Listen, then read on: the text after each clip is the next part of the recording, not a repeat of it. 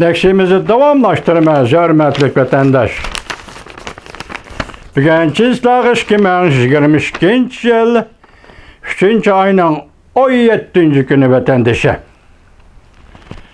Endiki mavzumunda Cungo'nun chet ellerdeki güçleri zərbi uçurdu.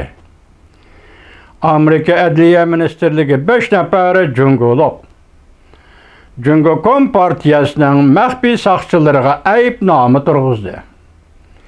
Mavzulu xəbər 3. ayının 16. günü Vanvitor beti ilan qılındı. Bu vəqəyə Amerika avazı mundaq mavzu qoyub ilan qıldı. Siyasi fəaliyyətçilər fikir uçurlarını yığıb toplab, Cungo'ya yardım qilish və kişilərə hücum qilishni planlağanlığı üçün 5 nəfər kişiyə Amerika Adliye Ministerliği ayıbnamə turğuzdu. Washington Amerika Adliye Ministerliği haftanın 3. günü, yani çarşamba günü, 3. ayının 16. günü 5 nəfər kişiyə ayıbnamə turğuzğanlığını elan qıldı. Bu 5 nəfər kişi Amerikada Cungo hükümetiga gumaşdı bulup, hizmet qilib, siyasi fəaliyyətlərinin fikirlərini, fəaliyyətçilərinin fikirlərini, uçurlarını toplab, parakende qilib, qara çaplab, hatta ulağa hücum qilishni planlab, məsələn, fikri oxşaş bolmagan sənət əsərlərini ulanın köydürüb, degəndək cinayətlər boyunca ayıplandı. Bu 5 nəfər kişinin isimləri avaz toni boyunca Lin Qiming, Wang Shujun, Frank Liu, Sun Chang, Ma Xiu, Madev Zibaristep, İngiliz isim var iken, den ibaret. Bunun içinde Lin Qiming ve Sun Chang Cungo grajdanı.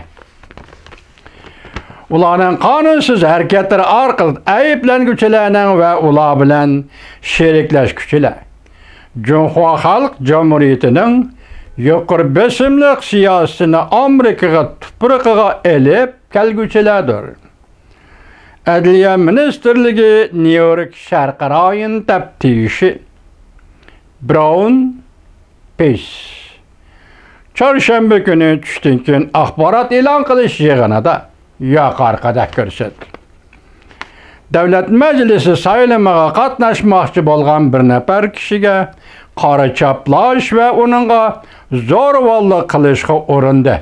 Kichik mavzu. Adliya Ministerligi mundaq ko'rsatdi.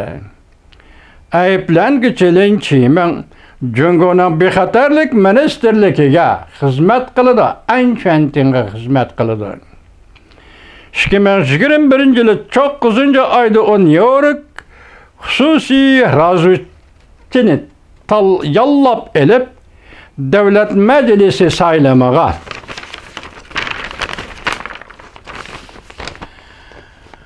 qatnaşmoqchi bo'lgan bir nafar kishining turalg'usi va telefon nomerini tekshirtgan ve onu haqoratlashga bo'ladigan uchurlarni to'plashga kushkirtgan.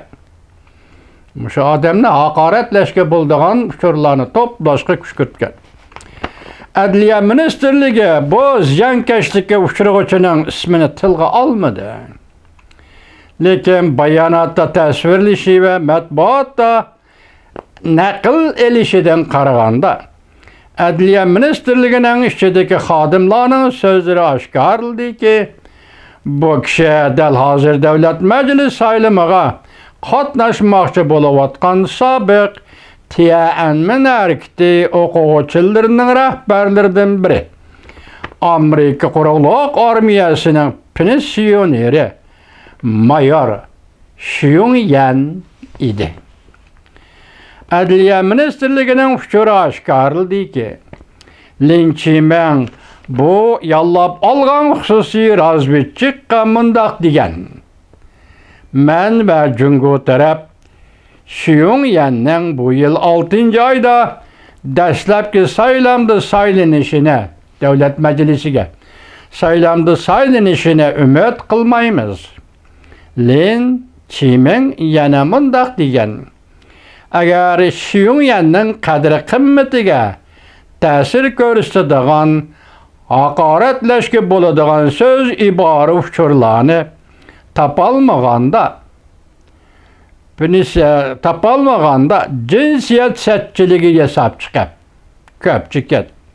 O alayda xanalarga baramdı barmamdı suratga tartib elep diyendek kayindim marab yürüp suratga tartib elep kayindim marab yürüp sözge elip mikrofonga söz degen sözünü elip diyendek köpçüket. 2021 yıl 12. ayda Lin Chimin hususiyeti razvedchikka mundaq taklif bergan. Pyongyanga zo'ravonlik bilan hujum qilish, bir parcha ovozli fikr qoldirishida Lin Chimin Pyongyanni urib saylamga qatnasholmaydigan qilib o'tish to'g'risida xususiy razvedchikka taklif bergan.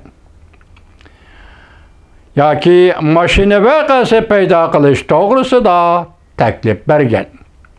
Undaqda o Pyongyan uzul kesil tugishidu degan va kulib turib. Pyongyan Amerika ovoziga mundaq ko'rsatdi. Men Adliya ministrligining bayonotini texi ko'rmadim. Shunga hozir bir nima deyolmayman.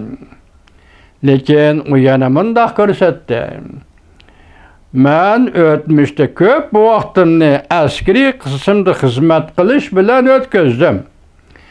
Adliya ministrligi men bilan bu to'g'rida aloq qilishib boqmadi. Men bir botir odamman. Men hela Ukraina urush maydonidan keldim. Pyongyang Kennedy aeroportidan chiqib o'tib Amerika ovozidan muxbiriga yoqqirqadak suhbat bayon qildi.